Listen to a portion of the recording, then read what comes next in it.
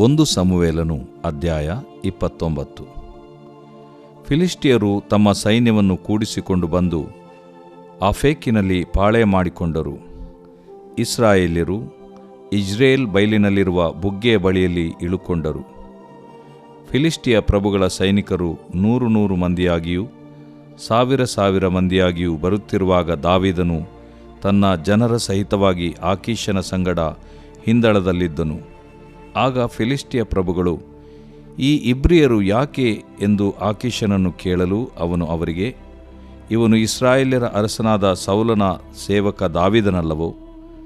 ಇವನು ಇಷ್ಟು ವರ್ಷ ಇಷ್ಟು ದಿವಸಗಳಿಂದ ನನ್ನ ಬಳಿಯಲ್ಲಿದ್ದಾನೆ. ಸೌಲನನ್ನು ಬಿಟ್ಟು ನನ್ನ ಹತ್ತಿರ ಬಂದ ದಿವಸ ಮೊದಲುಗೊಂಡು ಇಂದಿನವರೆಗೂ ನಾನು ಇವನಲ್ಲಿ ಯಾವ ಅಪರಾಧವನ್ನೂ ಕಾಣಲಿಲ್ಲ ಎಂದು ಉತ್ತರ ಕೊಟ್ಟನು. ಆದರೆ ಫಿಲಿಷ್ಟಿಯ ಪ್ರಭುಗಳು ಅವನ ಮೇಲೆ ಕೋಪಗೊಂಡು ಅವನಿಗೆ, ಈ ಮನುಷ್ಯನನ್ನು ಕಳುಹಿಸಿಬಿಡು. ಇವನು ಹಿಂದಿರುಗಿ ಹೋಗಿ ನೀನು ನೇಮಿಸಿದ ಸ್ಥಳದಲ್ಲೇ ವಾಸಿಸಲಿ. ನಮ್ಮ ಜೊತೆಯಲ್ಲಿ ಯುದ್ಧಕ್ಕೆ ಬರಬಾರದು. ಬಂದರೆ ನಮಗೆ ಶತ್ರುವಾಗಿ ನಿಂತಾನು. ಫಿಲಿಷ್ಟಿಯರ ತಲೆಗಳನ್ನು ಕಡಿಯುವುದರಿಂದಲೇ ಇವನು ತನ್ನ ಯಜಮಾನನ ಮೆಚ್ಚುಗೆಯನ್ನು ಪಡೆಯಬಹುದಲ್ಲವೇ? ಸೌಲನು 1000 ಗಟ್ಟಲೆಯಾಗಿ ಕೊಂದನು, ದಾವೀದನು 10,000 ಗಟ್ಟಲೆಯಾಗಿ ಕೊಂದನು ಎಂದು ಸ್ತ್ರೀಯರು ಕುಣಿಯುತ್ತಾ ಪರಸ್ಪರವಾಗಿ ಹಾಡಿದ್ದು ಈ ದಾವೀದನನ್ನೇ ಕುರಿತಲ್ಲವೋ ಅಂದರು. ಆಗ ಆಕೀಷನು ದಾವೀದನನ್ನು ಕರೆದು ಅವನಿಗೆ, ಯೆಹೋವನಾಣೆ, ನೀನು ಯಥಾರ್ಥನು. ನೀನು ನನ್ನ ಸಂಗಡ ಪಾಳೆಯದಲ್ಲಿದ್ದುಕೊಂಡು ಯುದ್ಧಕ್ಕೆ ಹೋಗುತ್ತಾ ಬರುತ್ತಾ ಇರುವುದು ಯುಕ್ತವೆಂದು ನನಗೆ ತೋರಿತು. ನೀನು ಬಂದಂದಿನಿಂದ ಇಂದಿನವರೆಗೂ ನಿನ್ನಲ್ಲಿ ಯಾವ ದೋಷವನ್ನೂ ಕಾಣಲಿಲ್ಲ. ಆದರೆ ಪ್ರಭುಗಳು ನಿನ್ನನ್ನು ಮೆಚ್ಚುವುದಿಲ್ಲ. ಆದುದರಿಂದ ನೀನು ಸಮಾಧಾನದಿಂದ ಹಿಂದಿರುಗಿ ಹೋಗು, ಅವರನ್ನು ಸಿಟ್ಟುಗೊಳಿಸಬಾರದು ಎಂದು ಹೇಳಲು ದಾವೀದನು ಆಕೀಷನಿಗೆ, ನಾನೇನು ಮಾಡಿದೆನು? ನಿನ್ನ ದಾಸನಾದ ನಾನು ನಿನ್ನ ಬಳಿಗೆ ಬಂದಂದಿನಿಂದ ಇಂದಿನವರೆಗೂ ನನ್ನಲ್ಲಿ ಯಾವ ಅಪರಾಧವನ್ನು ಕಂಡಿ? ಅರಸನಾದ ನನ್ನ ಒಡೆಯನ ಜೊತೆಯಲ್ಲಿ ಹೋಗಿ ಅವನ ಶತ್ರುಗಳೊಡನೆ ನಾನೇಕೆ ಯುದ್ಧ ಮಾಡಬಾರದು ಅಂದನು. ಆಗ ಆಕೀಷನು ದಾವೀದನಿಗೆ, ನೀನು ಒಳ್ಳೆಯವನೆಂದು ನನಗೆ ಗೊತ್ತದೆ. ನನ್ನ ದೃಷ್ಟಿಯಲ್ಲಿ ನೀನು ದೇವದೂತನಂತಿರುತ್ತಿ. ಆದರೆ ಫಿಲಿಷ್ಟಿಯ ಪ್ರಭುಗಳು, ಇವನು ನಮ್ಮ ಜೊತೆಯಲ್ಲಿ ಯುದ್ಧಕ್ಕೆ ಹೊರಡಬಾರದೆಂದು ಹೇಳುತ್ತಾರಲ್ಲ. ಆದುದರಿಂದ ನೀನು ನಿನ್ನ ಸಂಗಡ ಬಂದ ನಿನ್ನ ಒಡೆಯನ ಸೇವಕರು ನಾಳೆ ಬೆಳಿಗ್ಗೆ ಎದ್ದು ಹೊತ್ತು ಮೂಡಿದ ಕೂಡಲೇ ಹಿಂದಿರುಗಿ ಹೋಗಿರಿ ಎಂದು ಹೇಳಿದನು. ದಾವೀದನು ತನ್ನ ಜನರೊಡನೆ ಬೆಳಿಗ್ಗೆ ಎದ್ದು ಹಿಂದಿರುಗಿ ಫಿಲಿಷ್ಟಿಯರ ದೇಶಕ್ಕೆ ಹೊರಟನು. ಫಿಲಿಷ್ಟಿಯರು ಇಜ್ರೇಲಿಗೆ ಹೋದರು.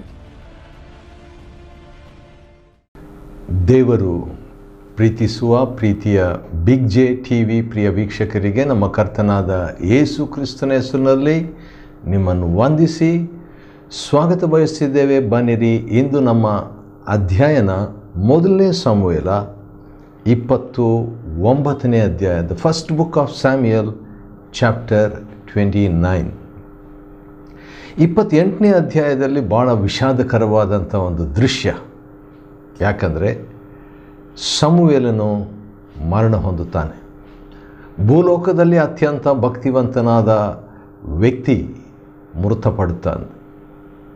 ಬ್ರದರ್ ಭಕ್ತ ಸಿಂಗ್ ಅವರ ಮರಣ ಹೈದರಾಬಾದ್ನಲ್ಲಿ ಆದಾಗ ಒಂದು ಮುಗಿಲು ಬಿಲ್ಲು, ರೈನ್ಬೋ, ಒಂದು ಭೂಕಂಪ, ಒಂದು ವಿಧವಾದಂಥ ಸೂಚನೆ ಮತ್ತು ಬಹಳಷ್ಟು ದೇವಜನರು, ಅಲ್ಲಿನ ಮುಖ್ಯಮಂತ್ರಿಗಳು ಹೇಳಿದ್ರಂತೆ, ಇಂಥ ಒಬ್ಬ ಮಹಾಭಕ್ತರು ನಮ್ಮ ರಾಜ್ಯದಲ್ಲಿದ್ದಾರೆ ಎಂಬುದು ಈ ಹೊತ್ತೇ ಹಿಂದೆ ನಮಗೆ ಗೊತ್ತಾಯಿತು ಎಂಬುದಾಗಿ. ಹೌದು, ಭಕ್ತಿವಂತನ ಮರಣ ಒಂದು ರೀತಿಯಿಂದ ನಾಶ ಅಥವಾ ನಷ್ಟ ಜನರಿಗೆ. ಆದರೆ ದೇವರ ದೃಷ್ಟಿಯಲ್ಲಿ ಭಕ್ತಿವಂತನ ಮರಣ ಅಮೂಲ್ಯವಾದದ್ದು. ಸರಿ, ಆ ರೀತಿಯಾಗಿ ಭಕ್ತಿವಂತನಾದ ವ್ಯಕ್ತಿ ಸಮುವೇಲನು ಮೃತಪಟ್ಟ ನಂತರ ಸೌಲನು ಇಮ್ಮಿಡಿಯೇಟ್ಲಿ ಏನಾಗ್ತದೆ, ಸೌಲನ ಜೀವನದಲ್ಲಿ ಅವನು ಬ್ಯಾಕ್ಸ್ಲೈಡ್ ಆಗ್ತಾನೆ ರೀ. ಬಹಳಷ್ಟು ಬ್ಯಾಕ್ಸ್ಲೈಡ್, ಈಗಾಗಲೇ ಸ್ವಲ್ಪ ಮಟ್ಟಿಗೆ ಬ್ಯಾಕ್ಸ್ಲೈಡ್ ಆಗಿದ್ದ. ಸಮುವೇಲನಿದ್ದಾಗ ಸ್ವಲ್ಪ ಮಟ್ಟಿಗೆ ಅವನ ಆತ್ಮೀಕತೆ, ಸ್ಪಿರಿಚುವಾಲಿಟಿ ಸ್ವಲ್ಪ ಬಿಸಿಯಾಗಿತ್ತು. ಈಗ ಅವನು ಸಂಪೂರ್ಣವಾಗಿ ಅವನ ಒಂದು ಉಷ್ಣತೆ ಹೋಗಿ ಈಗ ಮೈನಸ್ ಅಥವಾ ಅತ್ಯಂತ ತಣ್ಣಗಾಗಿರುವಂಥ ಒಂದು ಪರಿಸ್ಥಿತಿ. ಏಂದೂರಿನ ಒಬ್ಬ ಯಕ್ಷಿಣಿ ಹತ್ರ ಹೋಗಿಬಿಟ್ಟು ಸತ್ತವರನ್ನು ವಿಚಾರಿಸುವಂಥ, ತಾನು ಯಾವುದನ್ನು ಮಾಡಬಾರದೆಂಬುದಾಗಿ ಆಜ್ಞಾಪಿಸಿದ್ದನೋ ಅದನ್ನೇ ಈಗ ಮಾಡುವವನಾಗಿದ್ದಾನೆ. ಅಂಥ ಒಂದು ಅನುಭವ ನನಗಾಗಬಾರ್ದು, ನಮಗಾಗಬಾರ್ದು ಎಂಬುದಾಗಿ ದೇವರ ವಾಕ್ಯವು ನಮಗೆ ಎಚ್ಚರಿಕೆಯಾಗಿ ಹಳೆ ಒಡಂಬಡಿಕೆಯಲ್ಲಿ ಬರೆದಿದೆ.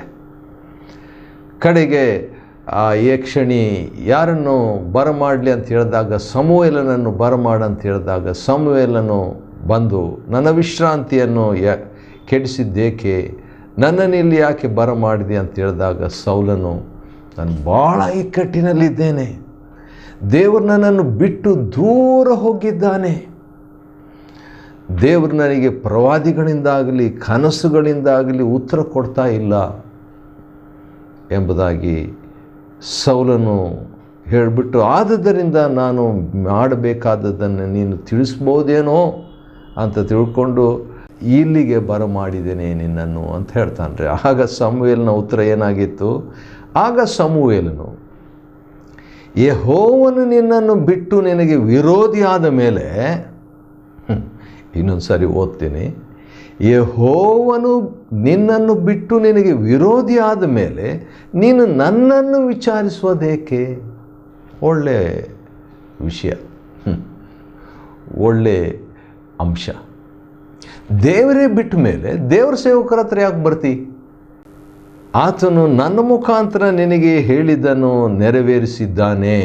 ಏನಂತ ಹೇಳಿದ್ರು? ಸಮುವೇಲನ ಮುಖಾಂತರವಾಗಿ ದೇವರು ರಾಜ್ಯವನ್ನು ನಿನ್ನಿಂದ ಕಿತ್ತುಕೊಂಡು ನಿನ್ನ ನೆರೆಯವನಾದ ದಾವೀದನಿಗೆ ಕೊಟ್ಟಿದ್ದಾನೆ ಎಂಬುದಾಗಿ ಸಮುವೇಲನು ಹೇಳ್ತಾನೆ. ನೀನು ಯೆಹೋವನ ಮಾತನ್ನು ಕೇಳಲಿಲ್ಲ, ಆತನು ಅಮಾಲೇಕ್ಯರ ಮೇಲೆ ಉಗ್ರ ಕೋಪಗೊಂಡು ಮಾಡಿದ್ದ ಕೋಪಾಗ್ನಿಯನ್ನು ನೀನು ನೆರವೇರಿಸಲಿಲ್ಲ, ಆದ್ದರಿಂದ ಯೆಹೋವನು ಈಗ ನಿನಗೆ ಹೀಗೆ ಮಾಡುತ್ತಾನೆ ಎಂಬುದಾಗಿ ಹೇಳಿಬಿಟ್ಟು ನಿನ್ನನ್ನು ಫಿಲಿಸ್ಟಿಯರ ಕೈಗೆ ಒಪ್ಪಿಸಿಕೊಡ್ತಾನೆ. ನಾಳೆ ನೀನು ನಿನ್ನ ಮಕ್ಕಳು ನಾನಿರುವಲ್ಲಿಗೆ ಬರುವಿರಿ. ಸ್ಯಾಡ್ ಪ್ರಾಫೆಸಿ ಅಥವಾ ದುಃಖಕರವಾದಂಥ ಹೇಳಿಕೆ ಅಂತ ಹೇಳ್ಬೋದು. ಆತನು ಇಸ್ರಾಯೇಲ್ ಸೈನ್ಯವನ್ನು ಫಿಲಿಸ್ಟಿಯರ ಕೈಗೆ ಒಪ್ಪಿಸುವನು ಎಂದು ಹೇಳಿದನು. ಸೌಲನು ಸಮುವೇಲನ ಮಾತುಗಳನ್ನು ಕೇಳಿದ ಕೂಡಲೇ ಭಯಭ್ರಾಂತನಾಗಿ ನೆಲದ ಮೇಲೆ ಉದ್ದಕ್ಕೆ ಬಿದ್ದನು. ಅವನು ಇಡೀ ದಿವಸ ಊಟ ಮಾಡದೆ, ಬಲ ಇಲ್ಲದೆ ಬಿದ್ದುಕೊಂಡಿರ್ತಾನೆ. ಆದರೆ ಆ ಯಕ್ಷಿಣಿ ಸೌಲನ ಹತ್ರ ಬಂದ್ಬಿಟ್ಟು ಊಟ ಮಾಡಬೇಕಂತ ಕೇಳಿಕೊಂಡಾಗ ಅವನು ಮಾಡ್ತಾ ಇಲ್ಲ ಅಂತ ಹೇಳ್ತಾನೆ. ಕೊನೆಗೆ ಏನು ಮಾಡ್ತಾನೆ? ಎದ್ದು ಕಡೆಗೆ ಊಟ ಮಾಡ್ತಾನೆ ಇಷ್ಟ ಇಲ್ಲದೆ. ಸೌಲನು ಅವನ ಸೇವಕರು ಊಟ ಮಾಡಿ ಆ ಸ್ಥಳದಿಂದ ಹೊರಟು ಹೋಗ್ತಾರೆ. ವಿಷಾದ. 29ನೇ ಅಧ್ಯಾಯ 1ನೇ ಸಮುವೇಲನ ಗ್ರಂಥ. ಇಲ್ಲಿ ಕೂಡ ಸ್ವಲ್ಪ ವಿಷಾದಕರವಾದಂಥ ಆದರೆ ಆಶ್ಚರ್ಯಕರವಾದಂಥ ಒಂದು ಸಂಗತಿಯನ್ನು ನಾವು ನೋಡ್ಬೋದು. ಒಂದು ರೀತಿಯಿಂದ ವಿಷಾದ, ಇನ್ನೊಂದು ರೀತಿಯಿಂದ ದೊಡ್ಡ ಆಶ್ಚರ್ಯ. ಅದೇನದು ನೋಡೋಣವೇ? 1ನೇ ಸಮುವೇಲ 29ನೇ ಅಧ್ಯಾಯ, ಫಸ್ಟ್ ಸ್ಯಾಮ್ಯುಯಲ್ ಚಾಪ್ಟರ್ 29 ವರ್ಸ್ 1. ಫಿಲಿಸ್ಟಿಯರು ತಮ್ಮ ಸೈನ್ಯವನ್ನು ಕೂಡಿಸಿಕೊಂಡು ಬಂದು ಆಫೇಕಿನಲ್ಲಿ ಪಾಳ್ಯ ಮಾಡಿಕೊಂಡ್ರು. ಈಗ ಒಂದು ಕಡೆ ಫಿಲಿಸ್ಟಿಯರು, ಇನ್ನೊಂದು ಕಡೆ ಇಸ್ರಾಯೇಲರು ಅಂತ ತಿಳ್ಕೊಳ್ಳೋಣ. ರೈಟ್. ಆಫೇಕಿನಲ್ಲಿ, ಆಫೇಕ್ ಅಂತ ಹೇಳಿದ್ರೆ ಸ್ಟ್ರೆಂತ್, ಬಲ, ಶಕ್ತಿ ಅಂತ ಅರ್ಥ. ಶಕ್ತಿ ಎಂಬ ಸ್ಥಳದಲ್ಲಿ ಫಿಲಿಸ್ಟಿಯರು ಬಂದು ಅವರು ಇಳ್ಕೊಂಡಿದ್ದಾರೆ, ಈಗ ವಾರ್ ಮಾಡಬೇಕು ಇಸ್ರಾಯೇಲರ ಜೊತೆಗೆ ಅಂತ ಹೇಳ್ಬಿಟ್ಟು ಅವರಿಗೆ ನಿಜವಾಗಿಯೂ ಸ್ಟ್ರೆಂತು ಸಿಕ್ತು ಎಂಬುದಾಗಿ ನಾವು ಇನ್ನು ಸ್ವಲ್ಪ ಸಮಯದಲ್ಲಿ ನೋಡಲಿಕ್ಕಿದ್ದೇವೆ. ಆದರೆ ಇಸ್ರಾಯೇಲರು ಎಲ್ಲಿ ಇಳ್ಕೊಂಡಿದ್ದರು? ಇಸ್ರಾಯೇಲರು ಇಜ್ರೇಲ್ ಬೈಲಿನಲ್ಲಿ ಇಳ್ಕೊಂಡ್ರು. ಇಸ್ರಾಯೇಲರು ಇಜ್ರೇಲ್ ಬೈಲಿನಲ್ಲಿ, ಫಿಲಿಸ್ಟಿಯರು ಆಫೇಕಿನಲ್ಲಿ. ಇಜ್ರೇಲ್ ಅಂದರೆ ದೇವರು ಬಿತ್ತುವನು ಅಂತ ಅರ್ಥ. ದೇವರು ಬಿತ್ತುವನು. ಹೌದು, ನಾವು ಬಿತ್ತಿದ್ದನ್ನೇ ಕೊಯ್ಯಬೇಕಾಗ್ತದೆ. ಅದು ವಿಷಾದಕರವಾದಂಥ ಸತ್ಯಾಂಶ. ಮುಂದೆ ಏನಾಯಿತು ನೋಡೋಣ. ಅಷ್ಟರೊಳಗೆ ಈಗ ಫಿಲಿಸ್ಟಿಯರ್ ಏನು ಮಾಡ್ತಾರೆ, 100,000 ಅಂತ ಹೇಳ್ಬಿಟ್ಟು ಯುದ್ಧಕ್ಕೆ ಬರ್ತಾ ಇದ್ದಾರೆ. ಇನ್ನೊಂದು ಕಡೆ ಇಸ್ರಾಯೇಲರು ಯುದ್ಧಕ್ಕೆ ಈಗಾಗಲೇ ಇಜ್ರೇಲಿನ ಬಯಲಿನಲ್ಲಿ ಬುಗ್ಗೆಯ ಬಳಿಯಲ್ಲಿ ಇಳ್ಕೊಂಡಿದ್ದಾರೆ. ಎರಡು ಸೈನ್ಯವು ಯುದ್ಧ ಮಾಡಲಿಕ್ಕೆ ಬರುವಂಥ ಒಂದು ತುಟ್ಟ ತುದಿಯ ಒಂದು ಕ್ಲೈಮ್ಯಾಕ್ಸ್ ಆಗಿರುವಂಥ ಒಂದು ಸನ್ನಿವೇಶ. ಆ ಸಂದರ್ಭದಲ್ಲಿ ಈಗ ಫಿಲಿಸ್ಟಿಯರ್ ಈ ಕಡೆ, ಇಸ್ರಾಯೇಲ್ ಈ ಕಡೆ ಅಂತ ಬರುವಾಗ ಫಿಲಿಸ್ಟಿಯರ್ ಏನು ಮಾಡ್ತಾರೆ, 600+ ಇಸ್ರಾಯೇಲರು ಈ ಕಡೆ ಇರುವಂಥದ್ದನ್ನು ನೋಡ್ತಾರೆ. ಈಗ ಎನಿಮಿ ಈ ಕಡೆ ಇಸ್ರಾಯೇಲರು, ಆದರೆ ಫಿಲಿಸ್ಟಿಯರ್ ಏನು ಮಾಡ್ತಾರೆ, ಅವರ ಜೊತೆಯಲ್ಲಿನೇ ಇಸ್ರಾಯೇಲರು ಕೂಡ ಇದ್ದಾರಲ್ಲ ಎಂಬುದನ್ನು ನೋಡಿಬಿಟ್ಟು ಒಂದು ಪ್ರಶ್ನೆ ಕೇಳ್ತಾರೆ. ನೋಡೋಣವೇ ಏನಂತ ಹೇಳ್ಬಿಟ್ಟು 3ನೇ ವಚನ. ಫಿಲಿಸ್ಟಿಯ ಪ್ರಭುಗಳು ಏನಂತ ಕೇಳ್ತಾರೆ, ಈ ಇಬ್ರಿಯರು ಯಾಕೆ, ನಾವು ಇಬ್ರಿಯರ ಜೊತೆಗೆ ಯುದ್ಧ ಮಾಡಲಿಕ್ಕೆ ಹೋಗ್ತಿದ್ವಿ, ಈಗ ಇಬ್ರಿಯರು ನಮ್ಮ ಜೊತೆಗೆ ಇದ್ದಾರಲ್ಲ ಎಂಬಂಥ ಒಂದು ಆಶ್ಚರ್ಯ ಆ ಫಿಲಿಸ್ಟಿಯ ಅಧಿಕಾರಿಗಳಿಗೆ ಗೊತ್ತಾದಾಗ ಕಡೆಗೆ ಆ ಫಿಲಿಸ್ಟಿಯರ ಜೊತೆಯಲ್ಲಿ ಇದ್ದಂಥ ಇಬ್ರಿಯರ ಬಗ್ಗೆ ಯಾರನ್ನು ವಿಚಾರಿಸ್ಬೇಕಂತ ಹೇಳಿ ನೋಡಿದಾಗ ಅಲ್ಲಿ ಅರಸನಾದ ಆಕೀಷನ್ ಇದ್ದಾನೆ. ಆಕೀಷ್ ಅಂದರೆ ಕೋಪ ಮಾಡಿಕೊಳ್ಳುವನಂತ ಅರ್ಥ. ಆಕೀಷನಲ್ಲಿದ್ದಾಗ ಆಕೀಷನನ್ನು ಕೇಳಲು ಅವನು ಅವರಿಗೆ, ಇವನು ಇಸ್ರಾಯೇಲರ ಅರಸನಾದ ಸೌಲನ ಸೇವಕ ದಾವಿದನಲ್ಲವೋ, ಇವನು ಇಷ್ಟು ವರ್ಷ ಇಷ್ಟು ದಿವಸಗಳಿಂದ ನನ್ನ ಬಳಿಯಲ್ಲಿದ್ದಾನೆ. ಈಗ ಆಕೀಷನ್ನು ದಾವಿದನ ಬಗ್ಗೆ ಹೇಳ್ತಾ ಇದ್ದಾನೆ, ಕೇಳಿಸ್ಕೊಳ್ಳೋಣ. ಭಾಳ ಇಂಟ್ರೆಸ್ಟಿಂಗ್, ವೆರಿ ವೆರಿ ಇಂಟ್ರೆಸ್ಟಿಂಗ್. ಅದೇನಂತ ಹೇಳ್ಬಿಟ್ಟು ನೋಡೋಣ. ಇಷ್ಟು ವರ್ಷ ನನ್ನ ಬಳಿಯಲ್ಲಿದ್ದಾನೆ, ಸೌಲನನ್ನು ಬಿಟ್ಟು ನನ್ನ ಹತ್ತಿರ ಬಂದ ದಿವಸ ಮೊದಲುಗೊಂಡು, ವಾವ್,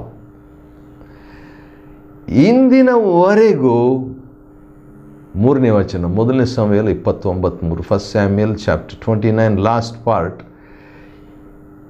ಇಸ್ರಾಯೇಲರನ್ನು ಅಥವಾ ಸೌಲನನ್ನು ಬಿಟ್ಟು ನನ್ನ ಹತ್ತಿರ ಅಂದರೆ ಫಿಲಿಸ್ಟಿಯ ರಾಜನಾದಂಥ ಆಕೀಷನ ಬಳಿಗೆ ಬಂದ ದಿವಸ ಮೊದಲುಗೊಂಡು ಇಂದಿನವರೆಗೂ ನಾನು ಇವನಲ್ಲಿ ಯಾವ ಅಪರಾಧವೂ ಕಾಣಲಿಲ್ಲ. ವಾವ್, ಎಂಥ ಸಾಕ್ಷಿ, ಎಂಥ ಸಾಕ್ಷಿ, ದಾವಿದನ ಸಾಕ್ಷಿ. ಅನ್ಯ ರಾಜನು ಹೇಳುವಂಥ ಸಾಕ್ಷಿ ಅನ್ಯ ಅಧಿಕಾರಿಗಳಿಗೆ. ಫಿಲಿಸ್ಟಿಯರ ಅರಸನಾದಂಥ ಆಕೀಷನು ಫಿಲಿಸ್ಟಿಯರ ಅಧಿಕಾರಿಗಳಿಗೆ ಯುದ್ಧಕ್ಕೆ ಇನ್ನೇನು ರೆಡಿ ಆಗಿಬಿಟ್ಟಿದೆ. ಈ ಕಡೆ ಇಸ್ರಾಯೇಲ್ ಬಂದುಬಿಟ್ಟಿದ್ದಾರೆ ಲಕ್ಷಾಂತರ ಜನರು, ಸೌಲನು ಕೂಡ. ಈ ಕಡೆ ಫಿಲಿಸ್ಟಿಯರ್ ಯುದ್ಧ ಮಾಡಲಿಕ್ಕೆ ಅಂತ ಹೇಳ್ಬಿಟ್ಟು ಆಫೇಕ್ ಎಂಬಂಥ ಸ್ಥಳದಲ್ಲಿ ಇಳ್ಕೊಂಡಿದ್ದಾರೆ. ಆಫೇಕ್ ಅಂತ ಹೇಳಿದರೆ ಶಕ್ತಿ ಎಂಬಂಥ ಸ್ಥಳದಲ್ಲಿ ಶಕ್ತಿವಂತರಾಗಿದ್ದಾರೆ. ದಾವಿದನು ಫಿಲಿಸ್ಟಿಯರ ಜೊತೆಗಿದ್ದಾನೆ, ಯಾಕಂದರೆ ಅವನು ನಂಬಿಗಸ್ತನಾಗಿ ಆಕೀಷನ ಅವನ ಕುಟುಂಬದವರನ್ನು 600 ಜನರಿಗೂ ಒಂದು ಸ್ಥಳ ಕೊಟ್ಟು ಊಟ ಕೊಟ್ಟು ಅವರಿಗೆ ಚಿಗ್ಲಗ್ ಅಂತ ಹೇಳ್ಬಿಟ್ಟು ಸ್ಥಳ ಕೂಡ ಕೊಟ್ಟಿದ್ದನು. ಚಿಗ್ಲಗ್ ಅಂತ ಹೇಳಿದ್ರೆ ವಕ್ರವಾಗಿದ್ದರೂ ಒಂದು ಸ್ಥಳ ಸ್ವಂತವಾಗಿ ಫ್ರೀಯಾಗಿ ಕೊಟ್ಟಿದ್ದನು. ಈಗ ಅವನಾಗಿಯೇ ಒಂದು ಸಾಕ್ಷಿ ಕೊಡ್ತಾ ಇದ್ದಾನೆ. The heathen king is giving a testimony to the heathen leaders about David. ಯಾವ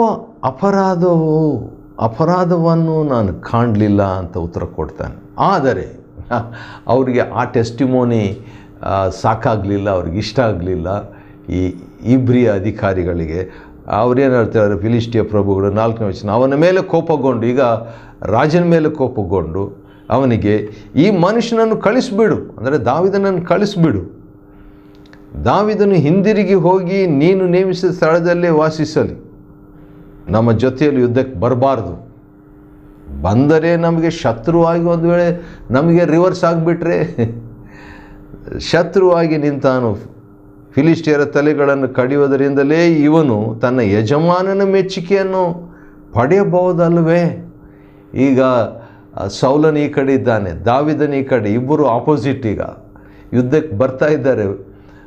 ಮಾವ ಹಳ್ಳಿ ಆಪೋಸಿಷನ್ ಪಾರ್ಟಿಯಲ್ಲಿದ್ದಾರೆ. ಈಗ ಅಂಥ ಟೈಮ್ನಲ್ಲಿ ಈಗ ದಾವಿದನು ರಿವರ್ಸ್ ಆಗಿ ಫಿಲಿಸ್ಟಿಯರ್ನ ಕೊಂದುಬಿಟ್ರೆ ಸೌಲನಿಗೆ ಖುಷಿ ಆಗ್ಬೋದೇನೋ ಎಂಬಂಥದ್ದನ್ನು ಈಗ ಫಿಲಿಸ್ಟಿಯರ್ ಅಧಿಕಾರಿಗಳು ಯೋಚನೆ ಮಾಡ್ತಿದ್ದಾರೆ. ಮಾಡಿಬಿಟ್ಟು ಒಂದು ಮಾತು ಹೇಳ್ತಾರೆ. ಈ ಮಾತು ಆಗಾಗ ಬಂದಿದೆ, ಇನ್ನೊಂದು ಸಾರಿ ಬಂದಿದೆ. ಈಗ ಮೊದಲನೇ ಸಮುವೇಲ 29:5 ಸೌಲನು 1000 ಗಟ್ಟಲೆಯಾಗಿ ಕೊಂದನು, ದಾವಿದನು 10,000 ಗಟ್ಟಲೆಯಾಗಿ ಕೊಂದನು ಎಂದು ಸ್ತ್ರೀಯರು ಕುಣಿಯುತ್ತಾ ಪರಸ್ಪರವಾಗಿ ಹಾಡಿದ್ದು ಈ ದಾವಿದನನ್ನು ಕುರಿತಲ್ಲವೇ? ಆ ಸಾಂಗ್ ಇವರಿಗೆ ನೆನಪಿದೆ. ಅದು ಭಾಳ ಶಾರ್ಟ್ ಸಾಂಗ್, ಅದು ಒಂದು 2-3 ಲೈನ್ಸ್ ಇರುವಂಥ ಸಾಂಗು. ಅಂಥ ಸಾಂಗು ಫಿಲಿಸ್ಟಿಯರಿಗೆ ನೆನಪು ಆಗಿಬಿಟ್ಟಿದೆ. ಅದು ಯುದ್ಧ ಮಾಡ್ತಾ ಇರುವಂಥ ಟೈಮ್ನಲ್ಲಿ ಇಲ್ಲಿ ಇಸ್ರಾಯೇಲ್ರು ಇಜ್ರೇಲ್ ಬಯಲಿನಲ್ಲಿ ನಿಂತ್ಕೊಂಡಿದ್ದಾರೆ. ಈ ಕಡೆ ಫಿಲಿಸ್ಟಿಯರು ಆಫೇಕಿನ ಬಯಲಿನಲ್ಲಿದ್ದಾರೆ. ಆಕೀಷನು ಈ ಕಡೆ ಇದ್ದಾನೆ, ಅವನು ಫಿಲಿಸ್ಟಿಯರ ಅರಸನು. ಮತ್ತು ಅದೇ ಸಂದರ್ಭದಲ್ಲಿ ಫಿಲಿಸ್ಟಿಯರ ಅಧಿಕಾರಿಗಳು ದಾವಿದನು ಮತ್ತು 600 ಜನರು. ಹಾಗಿರುವಾಗ ಈ ಹಾಡನ್ನು ಯುದ್ಧ ಟೈಮ್ನಲ್ಲಿ ನೆನಪು ಮಾಡಿಕೊಳ್ತಾರೆ. ಲೇಡೀಸ್ ಹಾಡಿದಂಥ ಹಾಡು. ಆ ಹಾಡಿನಿಂದನೇ ಪ್ರಾಬ್ಲಮ್ ಬಂತು ದಾವಿದನಿಗೆ. ಯಾಕಂತ ಹೇಳಿದರೆ ಸೌಲನಿಗೆ ಹೊಟ್ಟೆ ಕಿಚ್ಚು ಬಂದುಬಿಡ್ತು. ಈಗ ಅದೇ ಸಾಂಗನ್ನು ಇವರು ನೆನಪು ಮಾಡ್ತಿದ್ದಾರೆ ಅರಸನಾದ ಆಕೀಷನಿಗೆ. ಆದ ಕಾರಣ ದಾವಿದನನ್ನು ಕಳಿಸ್ಬಿಡ್ರಿ, ಅಂದರೆ ಯುದ್ಧಕ್ಕೆ ಕಳಿಸ್ಬೇಡ್ರಿ ಇಸ್ರಾಯೇಲ್ರ ಕಡೆಗೆ ಅಂತ ಹೇಳ್ತಾ ಇಲ್ಲ, ಅವನ ಮನೆಗೆ ರಿಟರ್ನ್ ಆಗಿ ಹೋಗಿಬಿಡ್ಲಿ. ಇಲ್ಲಿ ಚಿಗ್ಲೆಕ್ನಲ್ಲಿ ಅವನಿಗೊಂದು ಸ್ಥಳ, ಒಂದು ಗ್ರಾಮ, ಹಳ್ಳಿ ಕೊಟ್ಟಿದ್ರಲ್ಲ, ಅಲ್ಲಿಗೆ ಇವರು 600 ಜನರು ಇಬ್ರಿಯರು ಅಥವಾ ದಾವಿದನವರು ಹೋಗಿಬಿಡ್ಲಿ ಅಂತ ಹೇಳಿದಾಗ ಆಕೀಷನು ಹೇಳಿದ ಮಾತು ಇನ್ನೂ ಶಾಕಿಂಗ್. ನನಗಂತೂ ಶಾಕಿಂಗ್. ಏನದು? ಆಕೀಷನು ದಾವಿದನನ್ನು ಕರೆದು 6ನೇ ವಚನ, ಯೆಹೋವನಾಣೆ. ಏನು ಬಿಲಿವರ್ ಮಾತಾಡ್ತಾ ಇದ್ದಾನಲ್ಲ ಇವನು. ಯಾರು? ಆಕೀಷನು, ಫಿಲಿಸ್ಟಿಯರ ಅರಸನು ಹೇಳ್ತಾ ಇರೋದು ದಾವಿದನಿಗೆ, ಯೆಹೋವನಾಣೆ ನೀನು ಯಥಾರ್ಥನು. ಈಗಾಗಲೇ ಅವನು 3ನೇ ವಚನದಲ್ಲಿ ದಾವಿದನ ವಿಷಯವಾಗಿ ಒಂದು ಸಾಕ್ಷಿ ಕೊಟ್ಟನು. ಈಗ ದಾವಿದನ ಹತ್ರ ಮಾತಾಡ್ಬಿಟ್ಟು ಏನು ಹೇಳ್ತಿದ್ದಾನೆ? ನೀನು ಯಥಾರ್ಥನು, ನೀನು ನನ್ನ ಸಂಗಡ ಪಾಳೆಯದಲ್ಲಿದ್ದುಕೊಂಡು ಯುದ್ಧಕ್ಕೆ ಹೋಗುತ್ತಾ ಬರುತ್ತಾ ಇರುವುದು ಯುಕ್ತವೆಂದು ನನಗೆ ತೋರಿತು. ನೀನು ಬಂದಂದಿನಿಂದ ಇಂದಿನವರೆಗೂ ನಿನ್ನಲ್ಲಿ ಯಾವ ದೋಷವನ್ನು ಕಾಣಲಿಲ್ಲ. I have not seen any fault in you. Wow, ಎಂಥ ಸಾಕ್ಷಿ!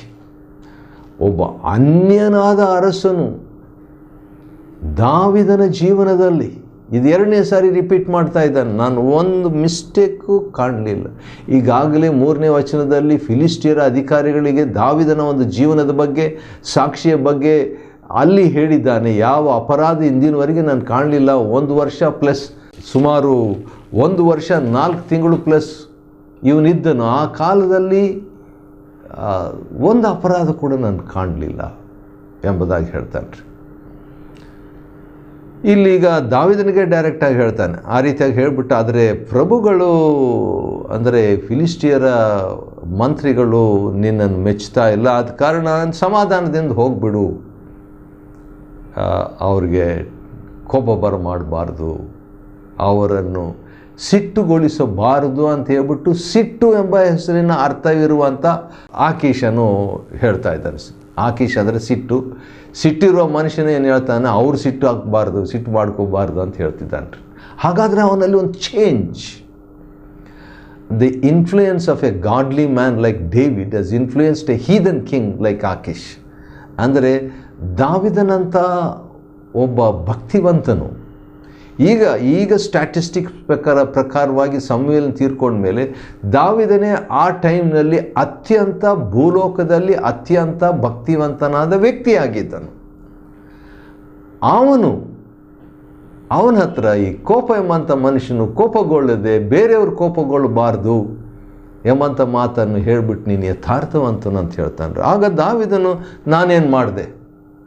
ಈಗ ಯುದ್ಧಕ್ಕೆ ಒಬ್ಬರನ್ನ ಕರೆದುಬಿಟ್ಟು ಸೈನಿಕನನ್ನು, ಅದರಲ್ಲಿ ಬೇರೆ ಇವನು ಫೈಟರ್, ಇವನು ದಾವಿದನು, ಅವನ ಜೊತೆಗಿರುವಂಥವರೆಲ್ಲರೂ ಫೈಟರ್ಸೇ, ಯುದ್ಧ ಮಾಡುವಂಥವರು, ಶೂರರು. ಯುದ್ಧಕ್ಕೆ ಇನ್ನೇನು ಬಂದುಬಿಟ್ಟಿದ್ದಾರೆ, ಇನ್ನೊಂದು 5-10 ನಿಮಿಷದಲ್ಲಿ ಯುದ್ಧವಾಗಬೇಕು. ಅಂಥ ಟೈಮ್ನಲ್ಲಿ 600+ ಜನರನ್ನು ನೀನು ರಿಟರ್ನ್ ಹೋಗಿಬಿಡ್ರಿ ಅಂತ ಕರೆದ್ರೆ ಅದು ಅವಮಾನ ಇದ್ದ ಹಾಗೆ. ಅದಕ್ಕೆ ದಾವೀದನು ಹೇಳ್ತೇನೆ, ನಾನೇನು ಮಾಡಿದೆ? ನಿನ್ನ ದಾಸನಾದ ನಾನು ನಿನ್ನ ಬಳಿಗೆ ಬಂದಂದಿನಿಂದ ಇಂದಿನವರೆಗೆ ನನ್ನಲ್ಲಿ ಯಾವ ಅಪರಾಧ ಕಂಡಿಲ್ಲ ಅಂತ ಅವನು ಹೇಳ್ತಾನೆ. ಆದರೆ ದಾವೀದನು ಈಗ ಏನು ರೀಸನ್ ಅನ್ನು ವಾಪಸ್ ಕಳಿಸೋದು? ಯುದ್ಧದಿಂದ ಪ್ರಾಣ ಕೊಡ್ಲಿಕ್ಕಂತ ಬಂದಿದ್ದಾನೆ. ಈಗ ದಾವೀದನು ಪ್ರಾಣ ಕೊಡ್ಲಿಕ್ಕಂತ ಬಂದಿದ್ದಾರೆ. ಗ್ಯಾರಂಟಿ ಇಲ್ಲ 600 ಜನರು. ಅಂಥ ಟೈಮ್ನಲ್ಲಿ ಪ್ರಾಣಕ್ಕಿಂತಲೂ ಪ್ರಾಮುಖ್ಯವಾದಂಥದ್ದು ಒಂದು ಗೌರವ, ಮರ್ಯಾದೆ. ಆದ ಕಾರಣ ಮರ್ಯಾದೆ ಇಲ್ಲದೆ ನಾನು ಕಳಿಸ್ತೀಯಲ್ಲ ಅಂತ ಹೇಳ್ಬಿಟ್ಟು, ಯಾವ ಅಪರಾಧ ಅಂತ ಕೇಳ್ತಾನೆ. ಅರಸನಾದ ನನ್ನ ಒಡೆಯನ ಜೊತೆಯಲ್ಲಿ ಹೋಗಿ ಅವನ ಶತ್ರುಗಳನ್ನು ನಾನು ಯಾಕೆ ಯುದ್ಧ ಮಾಡಬಾರ್ದು? ಅರಸನ ಶತ್ರುಗಳಂದ್ರೆ ಯಾರ್ರೀ? ಇಸ್ರಾಯೇಲ್ರ ವಿರುದ್ಧವಾಗಿ ನಾನು ಯಾಕೆ ಯುದ್ಧ ಮಾಡಬಾರ್ದು? ನನ್ನ ಶತ್ರುಗಳಂತ ಹೇಳ್ತಾ ಇಲ್ಲ ದಾವೀದನು, ಯಾಕಂದರೆ ತನ್ನ ಜನರಲ್ಲ ಅವರು. ನಿನ್ನ ಶತ್ರುಗಳು ವಿರುದ್ಧವಾಗಿ ನಾನು ಯಾಕೆ ಯುದ್ಧ ಮಾಡಬಾರ್ದು ಅಂತ ಹೇಳಿದಾಗ ಆಕೀಷನು ಮತ್ತೆ ಇನ್ನೊಂದು ಸ್ಟ್ರಾಂಗ್ ಮಾತು ಹೇಳ್ಬಿಡ್ತಾನೆ. ಅದನ್ನು ಭಾಳ ಪವರ್ಫುಲ್ ಮಾತು. 9ನೇ ವಚನ, 1 ಸಮುವೇಲ 29:9. ಆಕೀಷನ್ ದಾವೀದನು, ನೀನು ಒಳ್ಳೆಯವನೆಂದು ನನಗೆ ಗೊತ್ತದೆ, ನನ್ನ ದೃಷ್ಟಿಯಲ್ಲಿ ನೀನು ದೇವದೂತನಂತಿದ್ದಿ. ವಾವ್, ಇನ್ನೂ ಹೈ ಸರ್ಟಿಫಿಕೇಟ್ ದಾವೀದನಿಗೆ. ಅನ್ಯನಾದಂಥ ಆಕೀಷನಿದ್ದು ದೇವದೂತನಂತಿರ್ತಿ. ಆದರೆ ಫಿಲಿಸ್ಟಿಯರ್ ಪ್ರಭುಗಳು ಜೊತೆಯಲ್ಲಿ ಯುದ್ಧಕ್ಕೆ ಬರಬಾರ್ದು ಅಂತ ಹೇಳಿದ್ದಾರೆ ಅಂತ ಫೈನಲಿ ಹೇಳ್ಬಿಡ್ತಾನೆ. ಯುದ್ಧಕ್ಕೆ ಬರಬಾರ್ದು ಎಂಬಂಥದ್ದು ಇಂಡೈರೆಕ್ಟಾಗಿ ಹೇಳ್ದ. ನೀನು ಮೆಚ್ತಾ ಇಲ್ಲ ಹಾಗೆ ಈಗ ಅಂತ. ಆದರೆ ದಾವೀದನಿಗೆ ಕ್ಲಿಯರಾಗಿ ಗೊತ್ತಾಗಲಿಲ್ಲ. ಆದರೆ ಈಗ ಹೇಳ್ಬಿಡ್ತಾನೆ ಯುದ್ಧಕ್ಕೆ ಬರಬಾರ್ದು ಅಂತ. ಆದ್ದರಿಂದ ನಿನ್ನ ಸಂಗಡ ಬಂದ ನಿನ್ನ ಒಡೆಯನ ಸೇವಕರು ನಾಳೆ ಬೆಳಗ್ಗೆ ಎದ್ದು ಹೊತ್ತು ಮೂಡಿದ ಕೂಡಲೇ ಹಿಂದಿರುಗಿ ಹೋಗಿರಿ. ನಾಳೆನೇ ಹೋಗ್ಬಿಡಿ, ಈಗಲೇ ಹೋಗ್ಬೇಕಂತ ಹೇಳಿಲ್ಲ, ನಾಳೆ ಬೆಳಗ್ಗೆ ಹೋಗಿಬಿಡ್ರಿ ಅಂತ. ಹಾಗೆ ಹೇಳಿದಾಗ ದಾವೀದನು ತನ್ನ ಜನರೊಡನೆ ಬೆಳಿಗ್ಗೆ ಎದ್ದು ಹಿಂದಿರುಗಿ ಫಿಲಿಸ್ಟಿಯರ ದೇಶಕ್ಕೆ ಹೊರಟನು. ಫಿಲಿಸ್ಟಿಯರು ಇಜ್ರೇಲಿಗೆ ಹೋದರು ವಾರ್ ಮಾಡಲಿಕ್ಕೆ. ಹೌದು, ಆಶ್ಚರ್ಯವಲ್ಲವೇ? ನಿಜ. ಹೌದು, ಇದೊಂದು ವಿಚಿತ್ರವಾದಂಥ ಒಂದು ಘಟನೆಯನ್ನು ನಾವು ಈ ಅಧ್ಯಾಯದಲ್ಲಿ ನೋಡ್ತಾ ಇದ್ದೇವೆ. ಈ ಕಡೆ ಇಸ್ರಾಯೇಲರು, ಈ ಕಡೆ ಫಿಲಿಸ್ಟಿಯರು. ದಾವೀದನು ಫಿಲಿಸ್ಟಿಯರ್ ಜೊತೆಗೆ ಇದ್ದಾನೆ, ಆದರೆ ಹಿಂದಿರುಗಿ ವಾಪಸ್ ಹೋಗ್ಬಿಡ್ತಾನೆ. ಆದರೆ ಫಿಲಿಸ್ಟಿಯರಿಗೆ ಈಗ ಮುಂದಕ್ಕೆ ಹೋಗ್ತಿದ್ದಾರೆ. ಆ ರೀತಿಯಾಗಿ ಮುಕ್ತಾಯವಾಗ್ತದೆ 1 ಸಮುವೇಲ 29ನೇ ಅಧ್ಯಾಯ. 1 ಸಮುವೇಲ 29ನೇ ಅಧ್ಯಾಯವನ್ನು ಅಧ್ಯಯನ ಮಾಡಿಕೊಳ್ಳುವಂತೆ ದೇವರು ಕೊಟ್ಟ ಕೃಪೆಗಾಗಿ ಆತನಿಗೆ ಸ್ತೋತ್ರವಾಗಲಿ. ದೇವರು ನಿಮ್ಮನ್ನು ಆಶೀರ್ವದಿಸಲಿ.